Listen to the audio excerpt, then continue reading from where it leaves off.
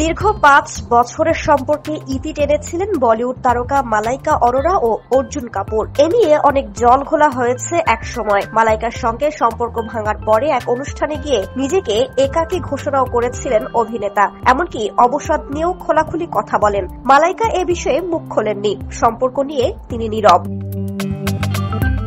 কিন্তু সম্প্রতি ক্রিকেট তারকা কুমার সাঙ্গাকারার সঙ্গে নাম জড়িয়েছে তার। এই নতুন জল্পনার মধ্যেই অর্জুনের সামাজিক যোগাযোগ মাধ্যমের পোস্ট নিয়ে আবারও আলোচনা শুরু হয়েছে। চেন্নাই সুপার কিংস বনাম রাজস্থান রয়্যালসের খেলা দেখতে মাঠে হাজির ছিলেন মালাইকা।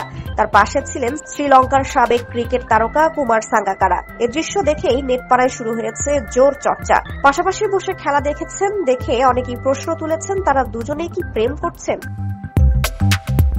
এ নিয়ে আলোচনা চলছেই নেট মাধ্যমে। এর মধ্যেই অর্জুন তার সামাজিক যোগাযোগ মাধ্যমে একটি বিশেষ উক্তি শেয়ার করেছেন। অর্জুনের শেয়ার করে নেওয়া পোস্টে লেখা হয়েছে, কোনো বিষয়ে ধৈর্য রাখার একমাত্র পথ হলো বিষয়টিকে মেনে নেয় এবং তার উপর বিশ্বাস রাখা। যেটি যেমন সেটিকে তেমন ভাবেই মেনে নেওয়া উচিত।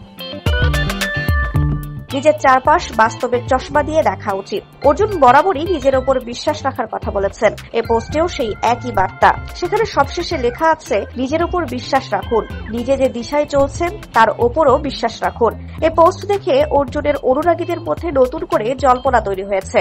একসঙ্গে ৫ বছর থাকার পর সম্পর্কের ইতি টানেন মালাইকা ও অর্জুন।